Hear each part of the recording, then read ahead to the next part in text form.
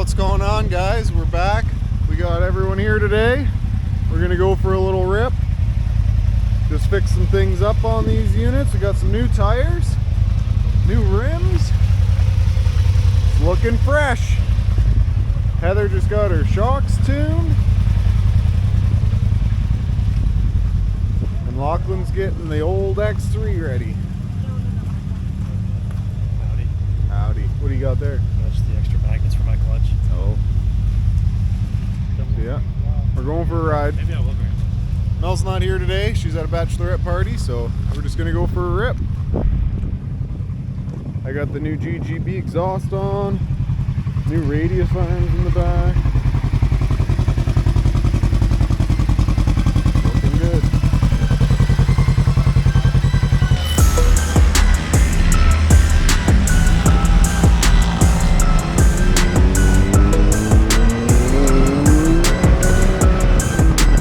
Alright guys, so we're just taking the no winter maintenance roads here to get up to our local trails. This is all like a single lane gravel road through an old swampy area. There's not really any houses, any driveways to worry about, or any other traffic. So there's some nice stretches in here where we can really let the machines hang loose and feel the horsepower if you got a turbo, or if you got a KRX, you just kind of hope and pray that you can maybe hit 90 kilometers an hour because they're so darn slow.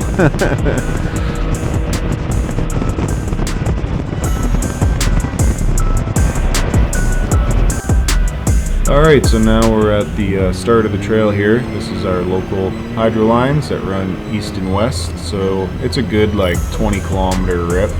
It's a lot of fun on a weekend. We do it a couple times a year, and there's some offshoots, but we tend to just stay on the main trail so we don't get into any private property and trespass anywhere. But it's a wet one. It's early spring right now and it's raining, as you can see, so there's a lot of water on the trail that usually isn't there.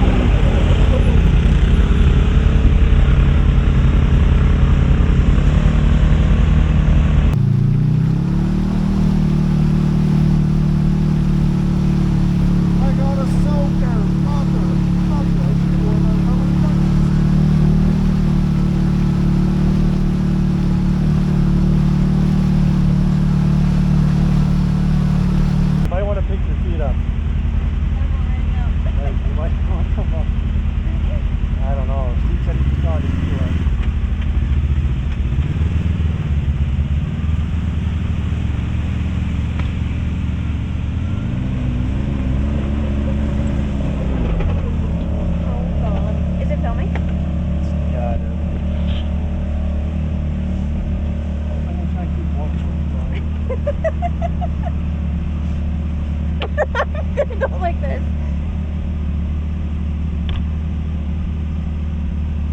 Just get a stick to work the gas pedal. Yeah. Put my feet up here. I've got my knees around my ankles. I'm ready.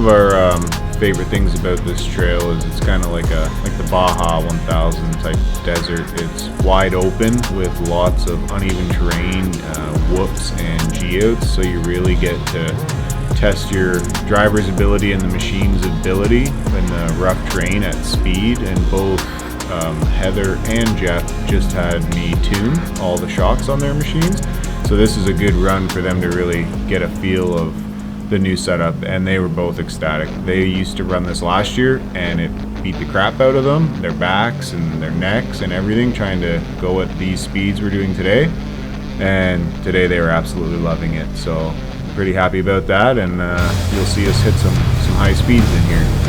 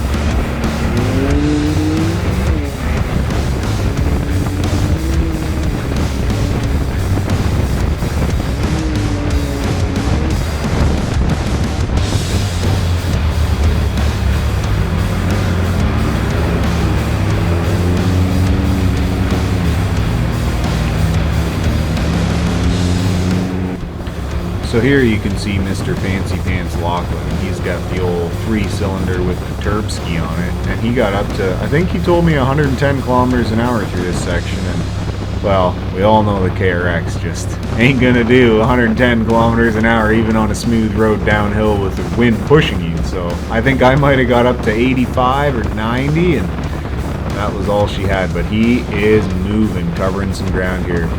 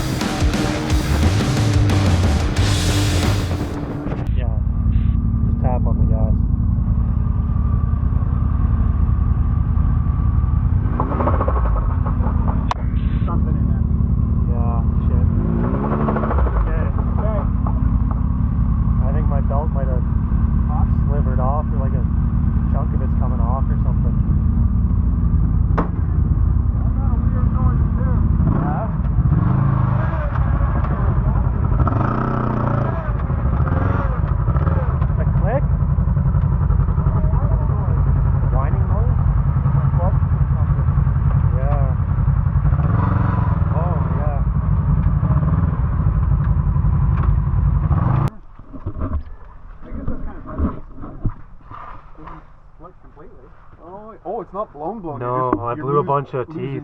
So it's slipping in spots. Yeah. How are the weights and clutches look good? Yeah. Weights, I think they're all there still. Yeah. It's warm.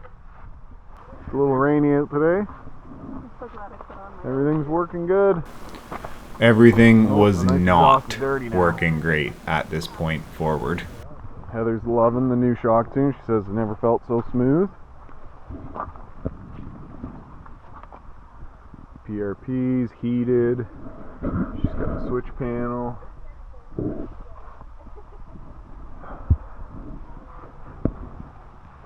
And Jeff's Polaris is looking sweet with the nice fat tires on it.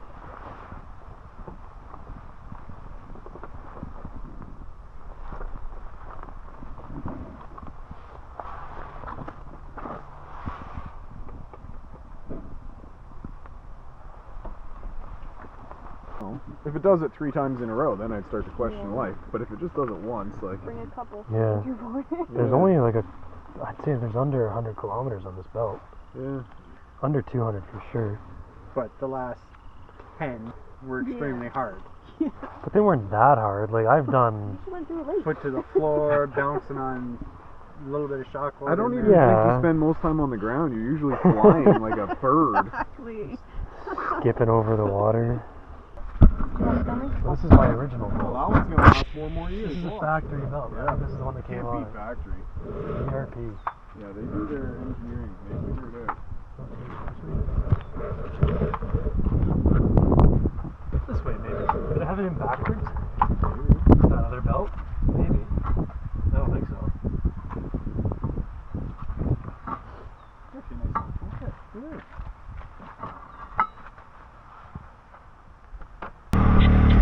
So we noticed.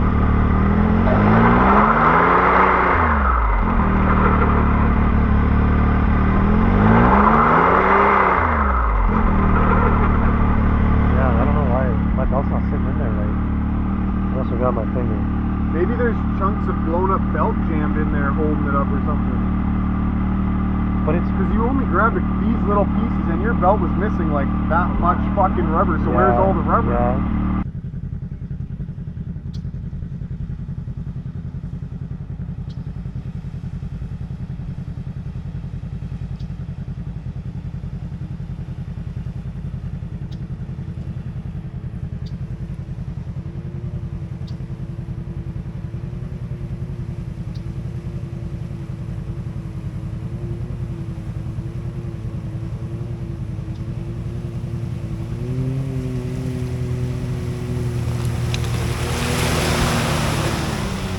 Oh, I almost got my feet wet.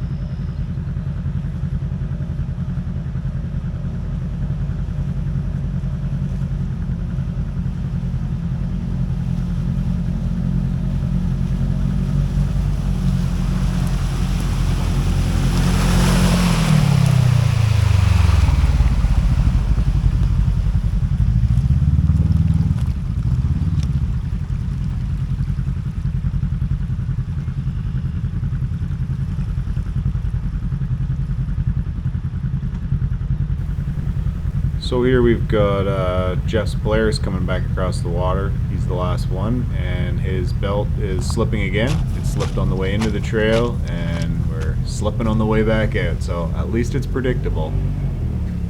And this is when our day started to get exciting. We've had the last year of good luck, and things here take a turn for the worst. On our way back to the shop, a lot of stuff started falling apart.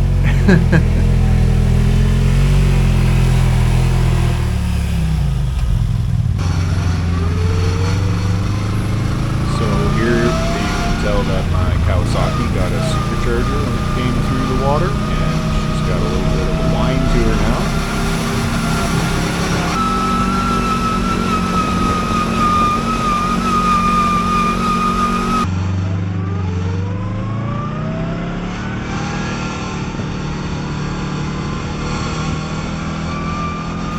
So we didn't make it far down the road, and we all started pulling over to figure out what was going on.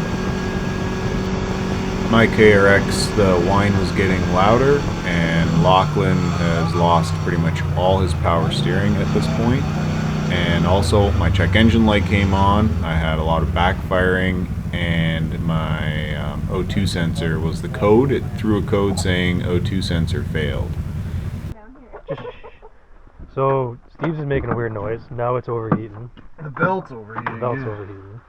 O2 sensor's not happy. The O2 sensor's dead. It's backfiring like crazy. Could just be the tune. It's a different tune I put in it. Mine, I think the power steering finally shit the bed. Because I can't turn at all. My belt's a little bit questionable at speed as well. Jeff went to run back to Steve's, pick up the truck and trailer so he could tow Steve home because his is not driving so well. Okay. And Jeff blew a belt halfway there. Direct me back. He's stuck. He's dead in the water? Huh? You blew a belt. Okay. Do you have your phone on you? Yeah. So just open Google Maps and. Okay. Are you talking to him now? No, but I don't know if it's gonna take me the same route he took. Well, did Yeah, he just go from straight? here. Like, which? You will? Open Google Maps. Okay, Jeff, I'm coming. Okay. Okay, yeah, I'll share my location. Yeah. Okay. Bye. It's 2 turns from here. We've had nothing but good luck for like an entire year. That's always how it goes, though, isn't it? One trip, you lose it all.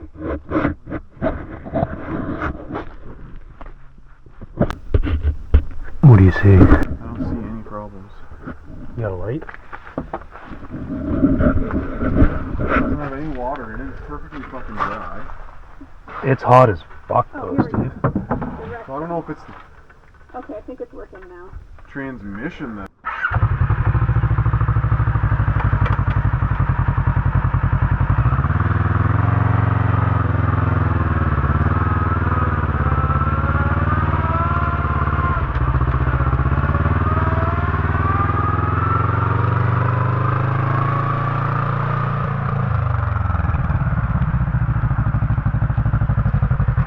Sounds more like a gear whine.